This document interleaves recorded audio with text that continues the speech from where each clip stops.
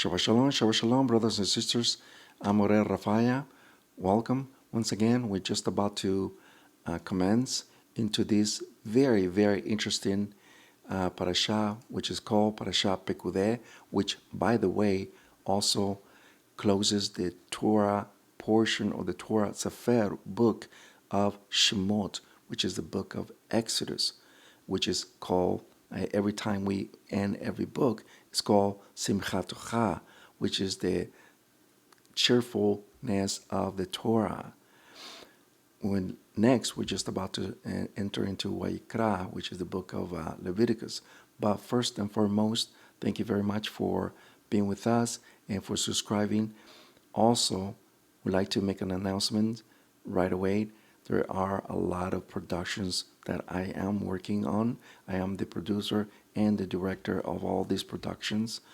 Are very, very interesting and very informative and there's a lot of teachings there that a lot of people are not teaching this the right way, or the truth, in other words, out there. The Torah calendar is out there. The first video, the first part, is a docu-series. Please watch if you haven't. Also, because it's a docu-series, there is part 2 is coming on Monday. So it will be fully in English with the Spanish and English subtitles. So, of course, it's going to be in English. You can actually watch it, and it will be very, very interesting. So, once again, thank you very much for being with us, and let's jump into Parashat Pekude. Parashat Pekude means the count. This count is what goes next. Chapter 38, verse 21 to 40, verse 21 of this Torah portion.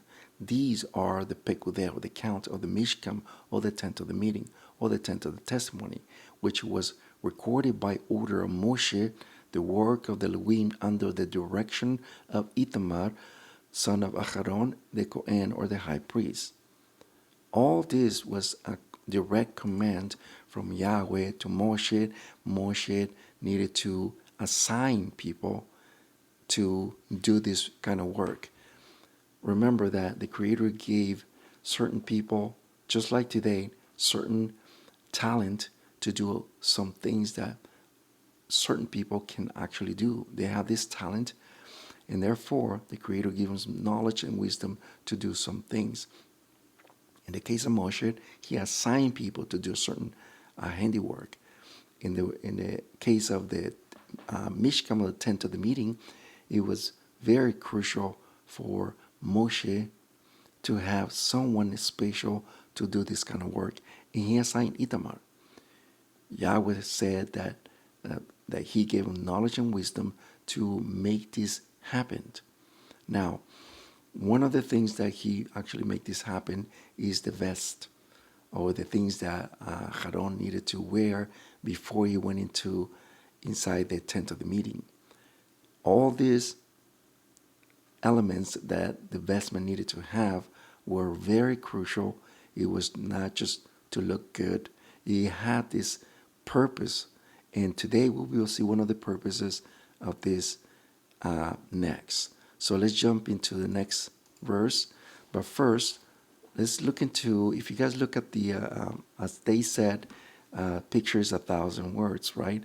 Here we see something, woman in general, in plural, showing something. And it looks like a sort of like a instruments, right? So let's jump into what we want to bring this morning. 30, verse 18 of Exodus, and thou shalt make a fountain of bronze, which is basis of bronze for washing, and should place it between the Ochel Moed, which is the tent of the meeting, and the Mizbeach, which is the altar, and put water in it. Now, here we see a very crucial key point of how the Creator asked him to make a Mishkan and the utensils around it.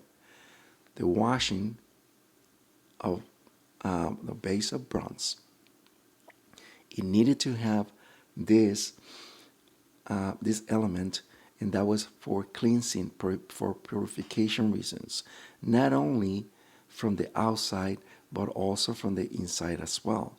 That person needed to be cleansed completely, which is the word tamim, which is perfect, without blemish, from the inside and also from the outside as well. This is something the Creator demands from each one of us. But yet, we tend to forget that is the Creator from the very beginning. It is a principle that the Creator always wanted to work from us from the inside out.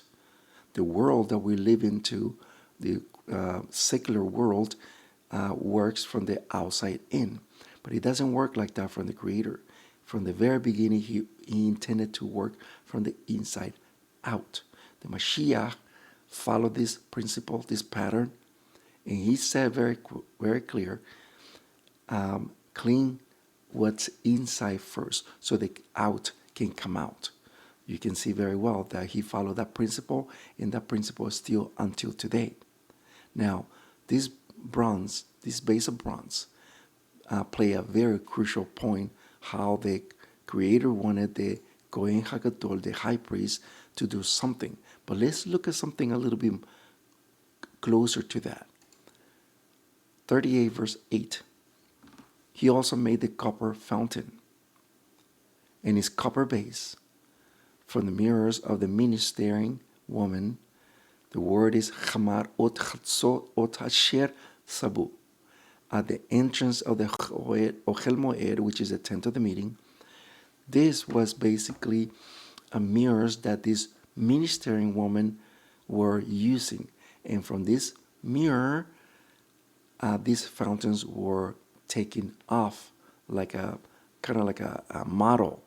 Okay, now let me ask you something, and we always have to ask ourselves a lot of questions every time we're going to study the Torah. Who were these women? Why the mirrors? And why does it say they were ministering women? There's a lot of things that place here that we need to find out. Now let's go into the Targum Onkelos of the Aramaic version of this verse, and look at what it says. He also made the copper basin and its copper base from the mirrors of the woman who had gathered at the entrance of the Ochel Moed, which is the tent of the meeting. We see here that these women had these sort of mirrors. Where did they get the mirrors? Why were they using mirrors? There's another talk about this topic. But looking at this verse from the crucial standpoint, we can see pretty much that these play a huge part on making the copper basin. Let's look into Targum Yerushalayim on Exodus 38 verse 8, which is the same verse. He also made the bronze fountain with its bronze base and the mirrors of the pious women who were devoted to the door of the Ochel Moed, which is the tent of the meeting. Now here we see few things from all three verses that we just saw. They were pious, they were ministering, they were devoted. Who were these women? We have to understand something very important, brothers and sisters. The Creator would not allow people who were not, once again, who were not of the tribe of Levites. I truly believe that these women were either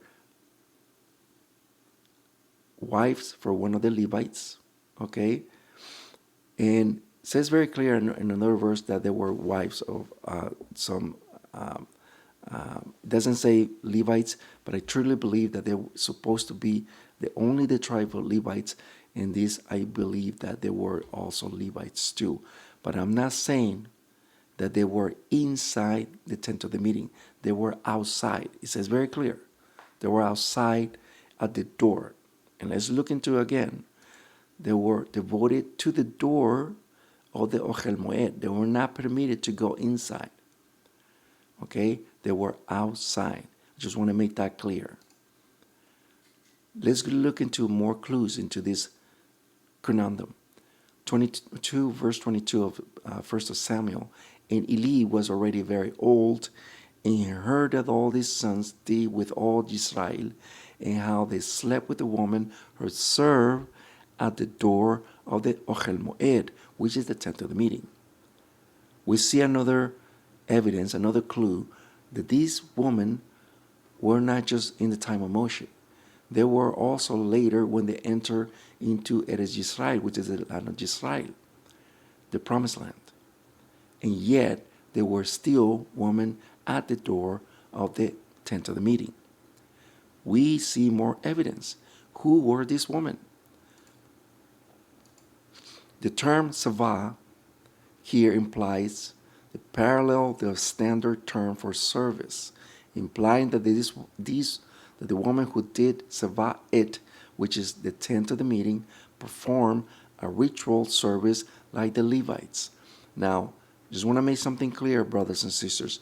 Today, it is not allowed for a woman to sit or to stand in front of the pulpit to teach. RaphaYah said very clear that they would not allow the woman. And there's a lot of reasons why. Let me just give you a few. First of all, the scripture says that the woman fell into temptation and not the man. The man followed the woman, but she was the one who tend to be deceived first. Second, the woman had the menstrual period every monthly, and that tends to be one of the impairments, we should say, how the woman could not be teaching into the pulpit. Now, the man is the one who's supposed to be doing that. Now, today, how do we apply this? How do we apply the word Sabbath? Let's continue. But before that, I just want to say that today it is crucial for us to understand in the Kehilat, in the temple, in the synagogue, it is crucial for us to understand that the woman play a very important part in the body of the Mashiach. And the reason why is because they have so much talent to do a lot of things that men cannot do. They adorn the temple in such a way that we can't do. They had to do with the kids. They have to do with the food. We have to do a lot of things that men sometimes cannot perform. Not saying that the men cannot do, but women are very good at it. So there's a lot of things that are coming hand in hand, and no wonder why Yahweh gave Chava, Eve, to Adam, to make a complement to him, to make like a whatever was missing on him, she became full, a full one person. No wonder why Yahweh said in Shabbat, you and your wives, you and your kids and your servants and so forth. The scriptures never mentions the woman, and the reason why is because man and woman become echad, one, and that's why it says you implies man and woman. So let's go back here, and I just want to change a different gear, and I do want to bring something to the table. Proverbs 25 verse 2, the kabod, the steam of the Yil Almighty covers up a matter. But the kabod, the steam of king, is to search the word. This is something that the Creator asked for us to follow, to search, to do.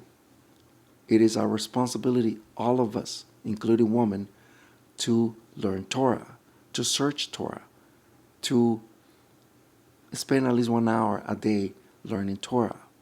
Besides the prayer, besides doing the tzedakah, which is a goodwill to people who need from us, also the Creator wants us to search out what's included into the scriptures. No wonder why the Mashiach says, search the scriptures because you will find the everlasting life, and you find in the scriptures will speak up on me. No wonder why the Mashiach is the living Torah. No wonder why we are asked to search out what's being hidden. Let's look into what's being hidden. And I do want to bring something that you may or might not know. Exodus 28 verse 15. Do the Hoshem, or the pectoral, of judgment. Be embroidered by an expert craftsman. Do it as the work of the ephod. Make it of gold, the blue thread of the techelet, purple and scarlet, and a fine woven linen. All these elements needed to have the choshem. The choshem is the breastplate. The breastplate where they had the 12 stones, which was engraved the 12 tribes of Israel. Each name, it had a different stone. These stones were different type of stones, one for another. They shine, and it is interesting to know that the word Hashem, if you flip it backwards, it gives you Mashiach. It is very interesting. And not only that, the word for serpent also appears there. And if we put it all together, the Mashiach is the one that gives the judgment to us, whether we not can be accepted to the Father. Because remember, the Hashem give you the high priest needed to enter with the Urim and Tumim was next to the Hashem of the breastplate, and he needed to make a decision whether or not it was acceptable from Yahweh's decision. What's a serpent? This Mashiach is also a serpent. Let me explain to you why before you jump into conclusions. In the Torah, there are two different types of serpents. The first one is the green serpent, which is Hasatan. He's the one who bitten Adam and also the woman from the very beginning. No wonder why we die. No wonder why we fail, because of that bite. But there are also another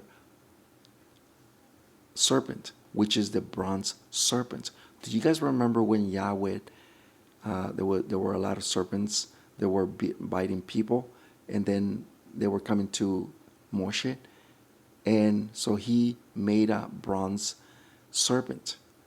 No wonder why the Mashiach allude to this verse from the Torah. It says, just as Moshe lift up the serpents, the Son of Man will be lifted up as well. Do you guys remember that? So the Mashiach is the bronze serpent, the one also bringing the antidote, which is the everlasting life. But we must come through the Mashiach. No one else. That's what the scripture says. Now, also, do want to mention that besides all this, something was going to happen. And let me just change this. 28 verse 21, and the stones will correspond to the names of the 12 sons of Israel, will be engraved with their names. And the word is pituach, which means to engrave. And the word for seal is chotan. They will represent the 12 tribes. These two words, chaverim, are very, very important. These two words are the word for engraven or sealed. Now let's give you another verse. 28 verse 36 of Shemot or Exodus. You should make an ornament of pure gold and pituach engrave on it as on a seal or chotan, and what will be encoded in there or engraved there will be Kodesh, or set apart to Yahweh. You see that? So here we see two things. We see the Choshem with the breastplate, where they needed to have the names engraved. And also, it needed to have the headband, where the name of Yahweh will be engraved in there. Let's look at what patach, that's where the pituach comes from, which means engrave, to sculpt, to loosen. And this is what the headband might look like. If you guys notice, it's backwards. Why backwards? We know very well in the ancient world, even in the time of our forefathers, that kings and people who were in their high rank, they use engraved rings, they use engraved seals. These seals, these rings, they were backwards. And the reason why they were flipped backwards is because every time they were about to seal a document, it's just like today. If you buy or you make your own personal sealed, you're gonna see it right in front of you that is backwards. But when you stamp on it, any kind of a document, a personal document, it will say your name or whatever that you have in it. Here we see the same thing. The question is, why was the purpose of it? Why was engraved? Why they needed to wear it inside? Something happened that we need to find out. Genesis 41:42 on Bereshit, Pharaoh took his tabat, which is ring, from his hand and put it on Joseph's hand, having him clothed in fine linen with a gold chain around his neck. We see very clear that the word for tabach, which is a ring, it was also sealed. This seal needed to be worn by the high rank, either some minister or the king himself. Let's look at another. The word for tabach means a sealed, a hinge. Let's look into another evidence. Esther 8:2. The king removed his ring, which is tabach, which he had taken from Haman, and gave it to Moreh. Then Esther named Moreh all over he had become of Haman. We see another evidence that the ring that took off from Haman gave it to Mardochai. Mardochai could make more new laws. These laws were sealed the name or the seal from the king, which was an authority. Now, let's go back to the Torah. 28 verse 21, the sons will correspond to the names of the sons of Israel, will be engraved with their names, and the word is Pituach. As a seal, they will represent the 12 tribes. How they will represent, that is the question. And let's look into what we want to bring. When the Kohen HaGadol needed to go in, they needed to go under, right in front of the most set apart. Okay, he needed to get into his stomach and on the sand, and he will engrave the Hoshem, the breastplate, including the headband. And what was engraved in there? It was engraved this. It was engraved this. The name of the Creator, okay? It was Kadosh, was set apart to the sons of Israel. This is very crucial because once again, we see something that we may never see before, but it's a clear indication that he was using it for a reason, and that was to seal, that was to engrave the names of Israel with the name of Yahweh. It was a set apart the name of the children of Israel. That was engraved in the sand. Something very crucial, because now we understand the reason why. Now we understand why Yahweh asked him to make this engravement on the names and also on the handband. Now I want to show you something that is related to this.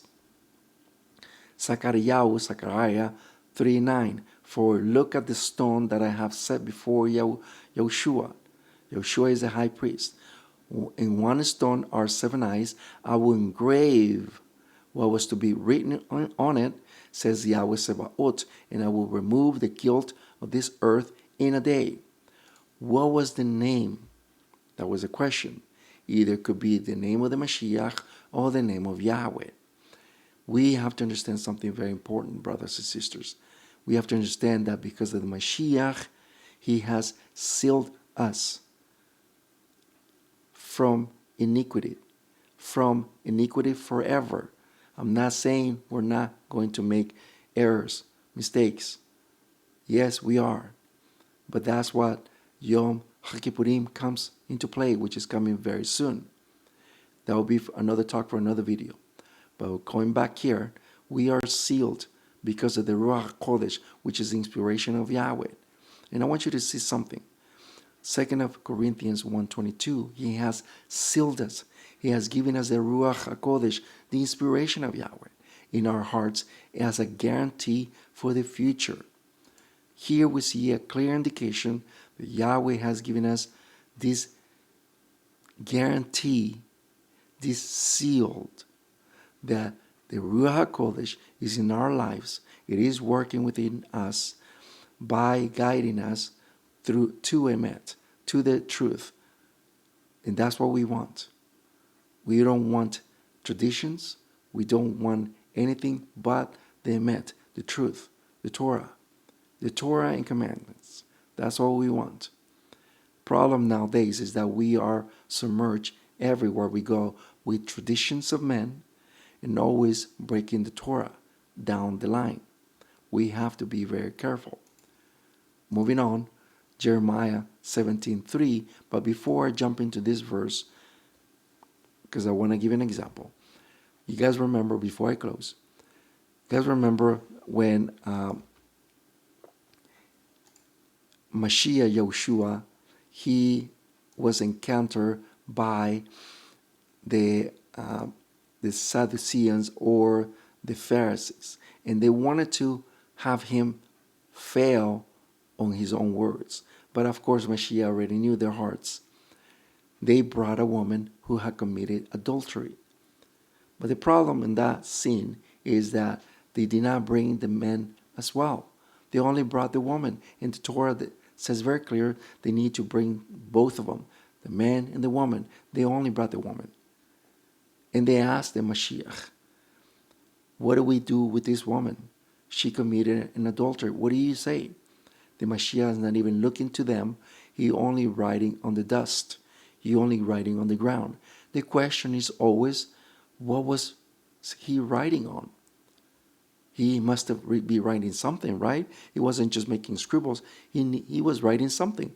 Remember, brothers and sisters, Mashiach is not going to do anything unless the Torah was written hundreds of years before. And it was already written what was in it. So let's jump into that. Jeremiah 17:13. Hope of Israel, O Yahweh, all who have forsaken you will be put to shame. Those who leave you will be written in the dust. You see that? Because they have forsaken Yahweh, the fountain of living waters. This fountain, this Mashiach, is the one that they forsaken. This Mashiach is the one we need to pay attention to it. Deuteronomy or Devarim 18:18 says very clear to Moshe, a prophet unlike to you I will raise up. The Mashiach is the one we need to listen to. Problem is today we are very, once again, conditioned to the world, conditioned to what we learn in the Rabbi Google, Rabbi Facebook, and other platforms. We need to listen to what the Creator says on His Torah, the Mashiach as well, because He is the living Torah. But here we see that the names that He was writing in the dust, Mashiach was the name of every single one of them who were holding a rock, a stone. No wonder why they turned around and left, because they knew that each one of us failed. We need to be very careful when we point the finger, because we don't know that the other 3 fingers are pointing at us. We need to be careful. So, closing here, we need to make sure that our names are written in the book of life, and that's what it's all about, to be okay with the Creator, not with men. I'm Moreh RaphaYah. Thank you very much for being with this in this Shabbat, and we'll see you next time. And please subscribe if you haven't done so. Shabbat Shalom. We'll see you next time. We'll begin